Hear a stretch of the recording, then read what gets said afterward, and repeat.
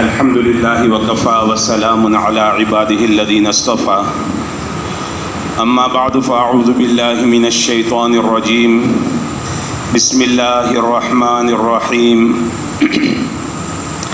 يا أيها النبي إنا أرسلناك شاهدا ومبشرا ونذيرا وداعيا إلى الله بإذنه وسراجا منيرا وقال النبي صلى الله تعالى عليه وسلم أصحابي كالنجوم بأيهم اقتديتم اهتديتم وقال النبي صلى الله تعالى عليه وسلم إنما مثل أهل بيتي مثل سفينة نوح من ركبها نجا ومن تخلف عنها غرق أو كما قال عليه الصلاة والسلام صدق الله العظيم وصدق رسوله النبي الأمي الحبيب الكريم ونحن على ذلك لمن الشاهدين والشاكرين والحمد لله رب العالمين اللهم صل على محمد عبدك ورسولك وصل على المؤمنين والمؤمنات والمسلمين والمسلمات.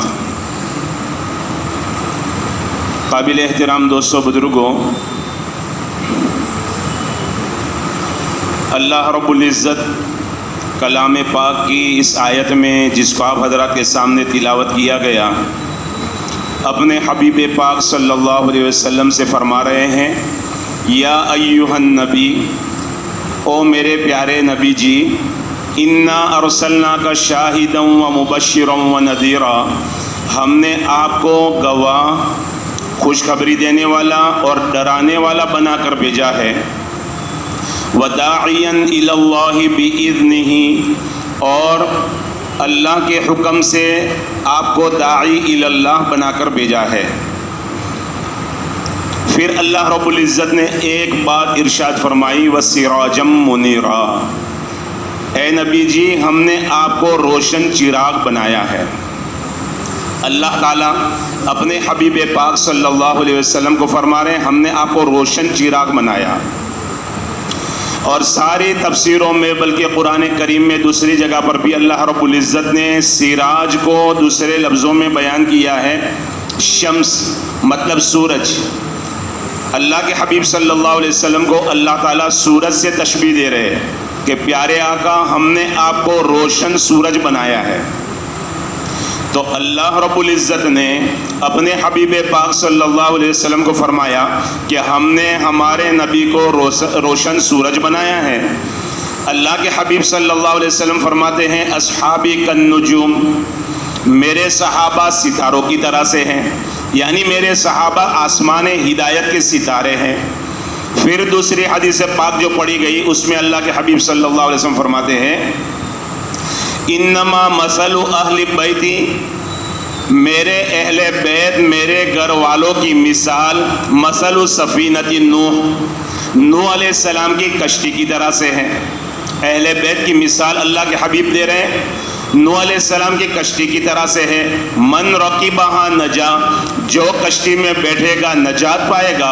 ومن تخلف عنہا غرق، جو کشتی میں بیٹھنے سے کترائے گا، جو کشتی میں نہیں بیٹھے گا وہ غرق ہو جائے گا اور ڈوب جائے گا. اب تین باتیں ہیں.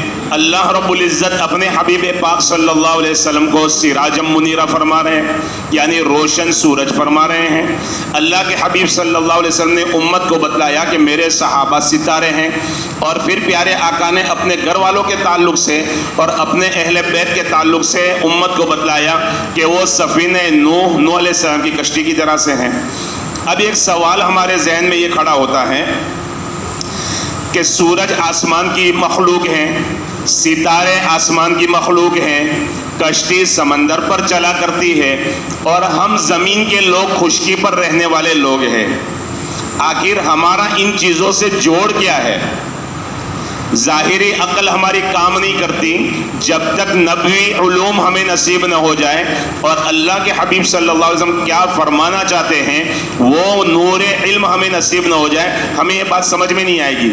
ظاہر سی بات ہے آج تک ہم نے ستاروں سے کبھی راستہ نہیں پایا، ہم زمین پر رہنے والے لوگ روڈ پر نکلے سفر کے لیے تو کیا کرتے ہیں؟ وہاں بورڈ لگے ہوئے ہوتے ہیں، ان کے ذریعے سے ہم راستہ طے کرتے ہیں۔ یہ کبھی نہیں ہوا کہ چل رہے ہم روڈ پر، چل رہے ہم زمین پر، اور آسمان کے ستاروں کو دیکھ کر ہم نے راستہ پایا ہو کہ ہاں یہ ستارہ بتا رہا ہے ویراول ادھر ہے، یہ ستارہ بتا رہا ہے کہ اونا ادھر ہے۔ ایسا تو ہوتا نہیں ہے۔ لیکن اللہ کے حبیب صلی اللہ علیہ وسلم فرماتے ہیں میرے صحابہ ستارے ہیں، اور کشتی میں ہمیں بیٹھنے کی ضرورت نہیں ہے کیونکہ ہم سمندری لوگ ہیں نہیں، ہم تو زمینی لوگ ہیں۔ نوح علیہ السلام کو جب اللہ رب العزت نے حکم دیا اے میرے نوح کشتی بناؤ، تو قوم نے آ کر مذاق اڑایا تھا، نہ یہاں سمندر ہے، نہ یہاں ندی ہے، نہ یہاں تالاب ہے، کشتی چلاؤ گے کہاں؟ یقیناً کشتی چلتی پانی میں ہے۔ انہوں نے بھی مذاق اڑایا تھا، لیکن قرآن کریم میں سیدنا نوح علیہ السلام کا واقعہ اللہ نے تفصیل سے بیان کیا۔ اللہ نے بتلا دیا اللہ وہ قادر مطلق ہیں، وہ زبردست قوتوں کا مالک ہیں۔ اللہ سمندر کا محتاج نہیں ہے، اللہ ندی کا محتاج نہیں ہے، اللہ تالاب کا محتاج نہیں ہے۔ اللہ چاہے تو زمین کو ہی سمندر بنا دے، اور اللہ نے اس وقت میں بنا کر دکھایا۔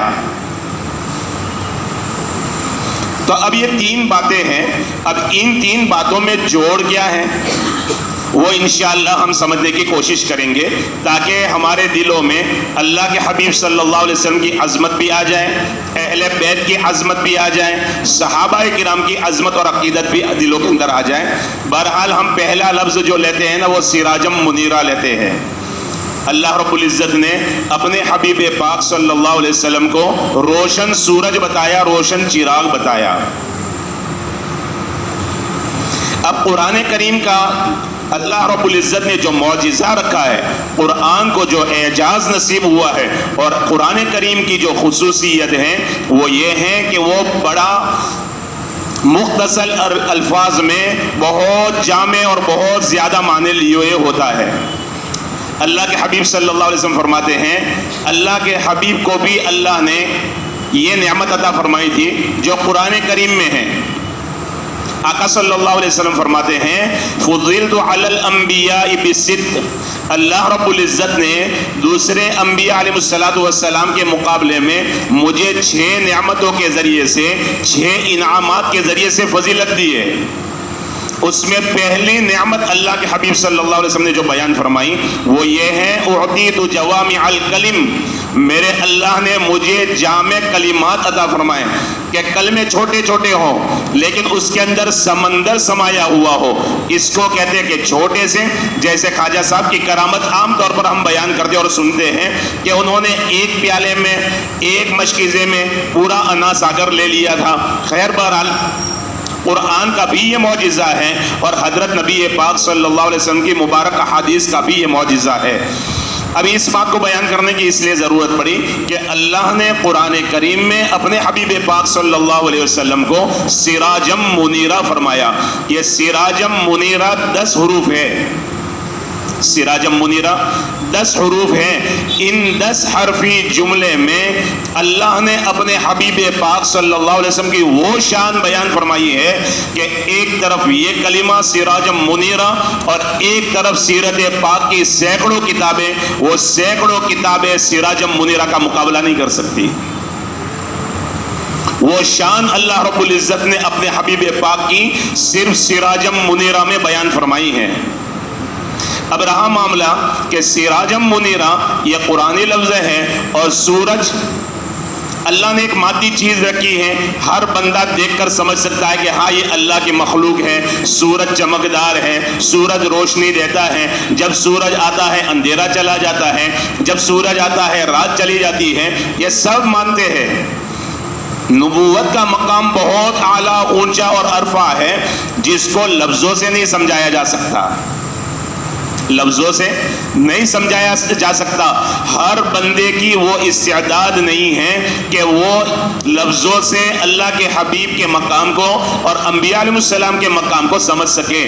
اس لیے اللہ رب العزت نے تمثیل، تشبیہ اور مثال کا سہارا لیا کہ جب مثال کے ساتھ کوئی بات سمجھائی جائے گی تو آسانی کے ساتھ سمجھ میں آ جائے گی۔ اسی لیے عام طور پر اپنے یہاں باتوں میں کیا کرتے ہیں، آدمی مثال دیتا ہے، داخلہ طریقے مثال کے طور پر ایگزامپل یہ آدمی لفظ بولتا ہے تاکہ حقیقت سمجھنا آسان ہو جائے. اللہ رب العزت نے اپنے پاک حبیب کی سیرت کو، اپنے پاک حبیب کی شان کو بیان کیا، تو اگر اللہ بیان کرتے 30 پارے نہیں سینکڑوں پارے بھی ہو جاتے اور تفصیل سے بیان کرتے تب بھی وہ باتیں نہ آتی جو اللہ نے ایک مثال دے کر، سراجم منیرہ فرما کر، روشن چراغ اور روشن سورج فرما کر اللہ کے حبیب کی وہ ساری باتیں اللہ تعالیٰ نے اس کے اندر لے لی ہے. سورج رات کے بعد نکلتا ہے، سورج کے نکلنے سے پہلے صبح صادق ہوتی ہے، سورج کے نکلنے سے پہلے آسمان پر اجالا ہوتا ہے، سورج نکلتا ہے پہلی کرنیں پڑتی ہیں، وہ پہلی کرنیں کن کے اوپر پڑتی ہیں، پھر سورج جیسے جیسے نکلتا ہے اندھیرا بھاگتا چلا جاتا ہے، سورج سے ہر کوئی فائدہ اٹھاتا ہے، ساری زمینی مخلوقات سورج سے فائدہ اٹھا رہی ہے. یہ ساری باتیں ہیں سورج کے اندر. اللہ رب العزت یہی بات سمجھانا چاہتے ہیں میرے محبوب نبی صرف نبی نہیں ہے، خاتم النبیین بھی ہیں، کہ سورج کے آ جانے کے بعد ستاروں کی ضرورت نہیں، سورج کے آ جانے کے بعد چاند کی ضرورت نہیں، میرے محبوب کے دنیا میں آ جانے کے بعد اب کسی نبی کی ضرورت نہیں ہے. بڑی تفصیل سے علماء کرام نے یہ باتیں بیان کی ہیں. بہرحال اللہ رب العزت نے اپنے حبیب پاک صلی اللہ علیہ وسلم کو سراجم منیرہ سے تشبیہ دی اور فرمایا میرے محبوب سراجم منیرہ ہے. سورج کے اندر کچھ خاصیتیں ہیں. سورج کے اندر خاصیتیں یہ ہیں، پہلی بات تو یہ ہے کہ سورج کو دیکھنے کے لیے، سورج کو سمجھنے کے لیے نہ پڑھا لکھا ہونا ضروری ہے، نہ شہری ہونا ضروری ہے. دیہات کا رہنے والا، جنگل کا رہنے والا بھی سورج کے فائدے کو سمجھ سکتا ہے، سورج کی ذات کو سمجھ سکتا ہے. اللہ رب العزت نے اپنے حبیب پاک صلی اللہ علیہ وسلم کو سراجم منیرہ فرما کر امت کو یہ بتلایا میرے محبوب وہ ذات ہے کہ ہر آنے والا طبقہ میرے حبیب کو سمجھ سکتا ہے. تو سورج کے اندر اللہ رب العزت نے کچھ خاصیتیں رکھی ہیں، بڑے فائدے رکھے ہیں.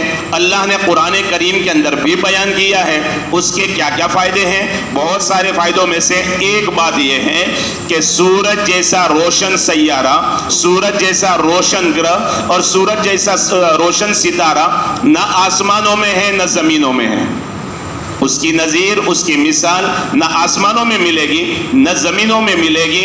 اللہ رب العزت امت کو یہ سمجھانا چاہتے ہیں میرے محبوب کی مثال نہ پہلے زمانے میں ملے گی نہ قیامت تک ملے گی. میرے محبوب ہیں، کہیں بھی ایسی مثال نہیں مل سکتی. پھر اسی طرح سورج کے اندر اللہ رب العزت نے دیکھے سورج بھی ہیں، ستارے بھی اللہ نے بنائے، چاند بھی بنایا، سب روشن ہیں، سب عروج پر ہیں، سب اپنی جگہ چمک رہے ہیں، سب کا مقام اونچا ہے. لیکن سورج آ جائے سب پھیکے پڑ جاتے ہیں.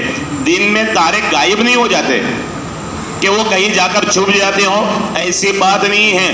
تارے اور ستارے رہتے ہیں لیکن سورج نکلتا ہے تو اس کی روشنی کے سامنے ان کی روشنی پھیکی پڑ جاتی ہے کہ اب دن میں وہ ستارے نظر نہیں آتے. اسی لیے کئی بار جب سورج گرہن لگا ہے اور جب زیادہ سورج کو گرہن لگا ہے تو کئی لوگوں نے الگ الگ علاقوں میں ستاروں کو چمکتے ہوئے دیکھا ہے.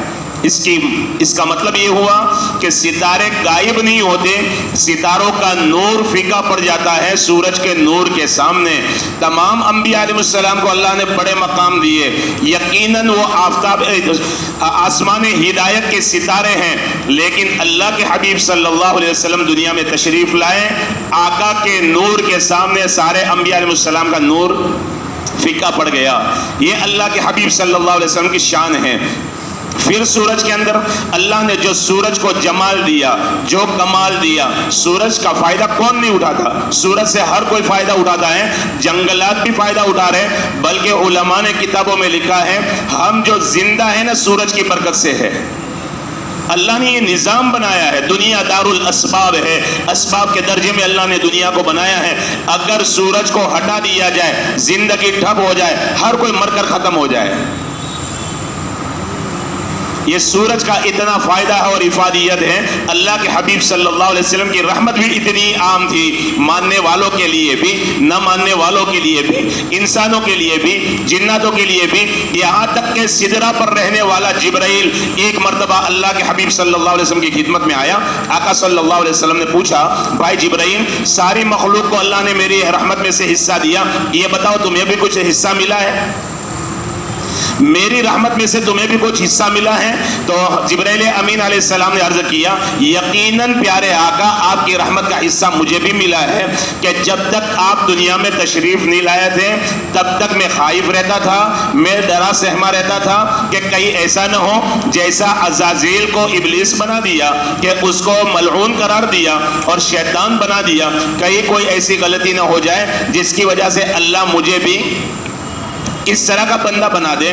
لیکن جب آپ تشریف لائے، آپ کی رحمت دنیا والوں پر چھا گئی اور آسمان والوں پر چھا گئی، یہاں تک کہ اس رحمت کی برکت مجھے بھی ملی کہ اللہ نے قرآن کریم میں یہ فرما دیا کہ میں امین اور امانت دار ہوں، برسول امین، امانت دار ہوں. جب میرے اللہ نے مجھے امانت دار کہہ دیا اور امانت جنت میں سے ہے، لہذا اللہ مجھے دوزخ کے اندر نہیں ڈالیں گے، میرے مقام کو نہیں چھینیں گے. تو آپ کی رحمت کا فیض تو مجھے بھی ملا ہے.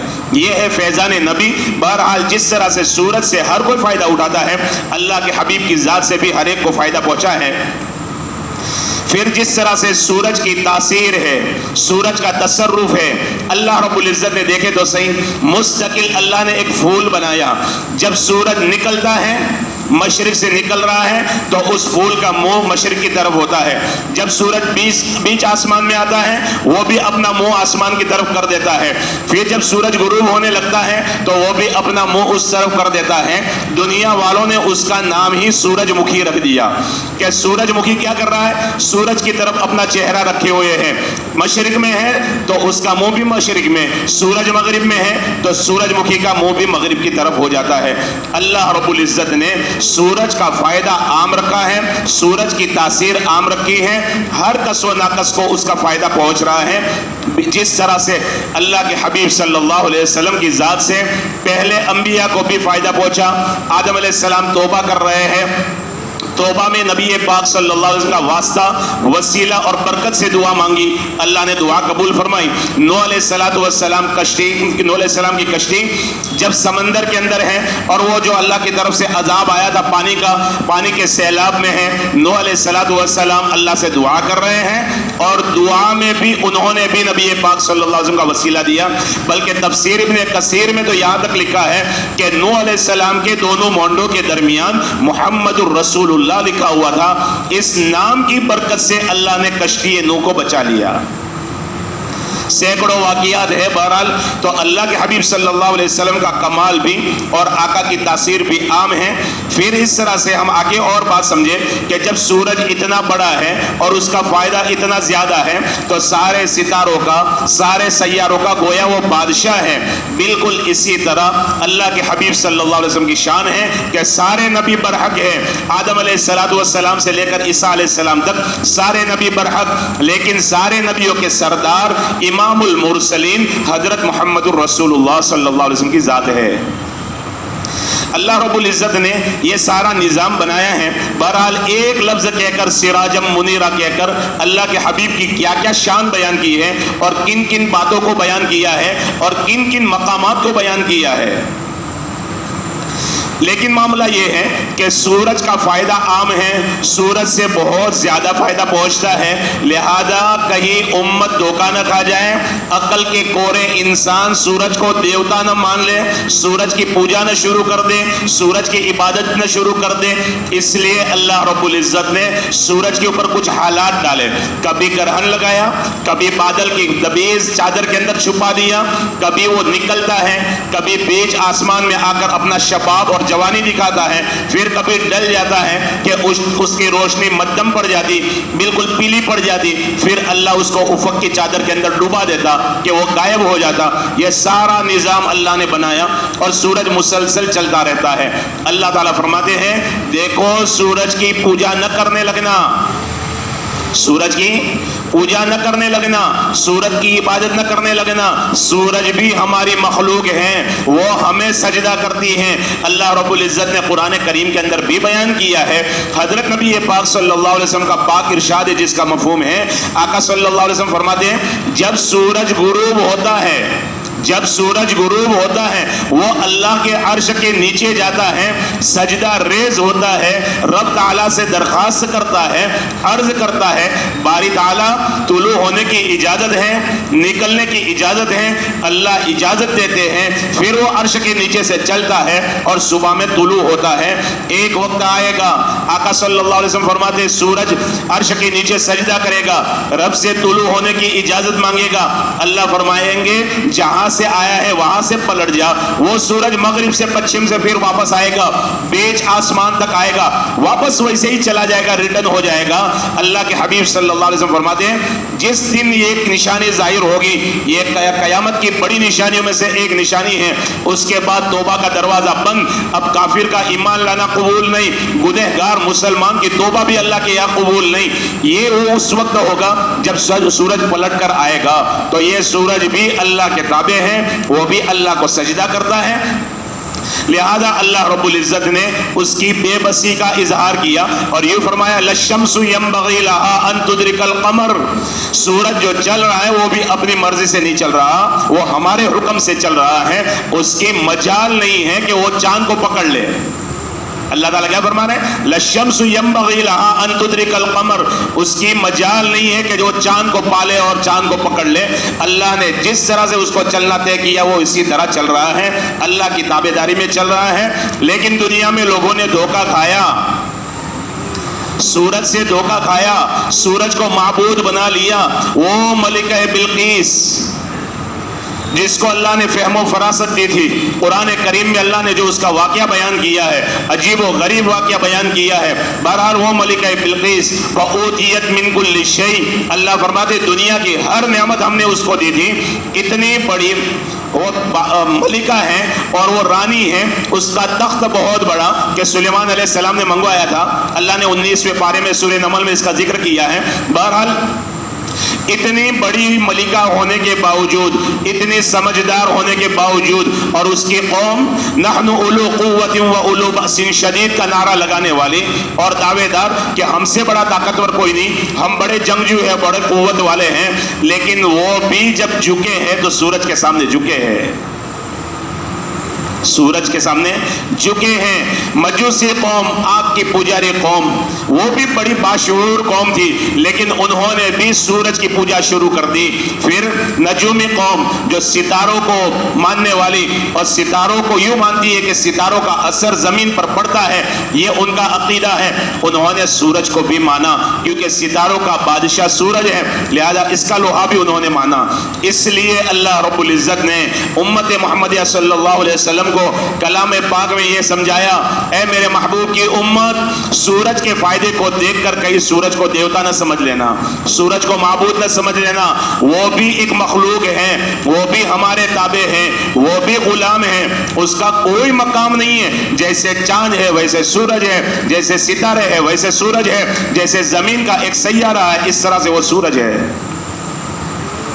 لوگوں نے دھوکہ کھایا بالکل اسی طرح. اب سورج سے ہمیں کیا پیغام ملا کہ انبیاء علیہ السلام کی مبارک ہاتھوں سے معجزات ظاہر ہوتے ہیں، کرامتیں ظاہر ہوتی ہے. وہ بڑے مقام والے اور خصوصاً حضرت محمد الرسول اللہ صلی اللہ تعالی علیہ وسلم سے جو معجزات ظاہر ہوئے، آقا اشارہ فرما دیں انسان نے درخت زمین چیرتا ہوا آقا کی خدمت میں آ کر کھڑا ہو جائے، کنکریاں آقا کے ہاتھ میں کلمہ پڑھ لیں، آقا قضائے حاجت کے لیے جائے تو پتھر آپس میں مل جائے، درخت آپس میں مل جائے. یہ بڑے بڑے معجزات. زمین پر کھڑے ہیں آقا، جبل ابو قبیس پر کھڑے ہیں، چاند کو اشارہ کر رہے، چاند کے 2 ٹکڑے ہو رہے ہیں.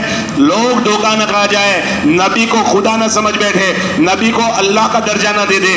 اس لیے اللہ رب العزت نے انبیاء علیہ السلام پر بھی حالات ڈالے، ان کے اوپر پر بھی بیماری آئی، ان پر بھی دکھ آئے، ان پر بھی تکلیفیں آئی، ان پر بھی بھوک آئی، ان کو بھی ستایا گیا، وطن سے نکالا گیا، کتنے انبیاء علیہ السلام کو ذبح کر دیا گیا۔ یہ حالات اللہ نے اس لیے ڈالے تاکہ انسان دھوکہ نہ کھا جائے، اور انبیاء علیہ السلام کی کرامتوں کو اور ان کے معجزات کو دیکھ کر بندہ یہ نہ سمجھ بیٹھے کہ یہ بھی خدائی طاقت رکھتے ہیں۔ وآخر دعوانا ان الحمد للہ رب العالمین۔ جن حضرات کی سنتیں باقی ہو سنتیں پڑھ لیں۔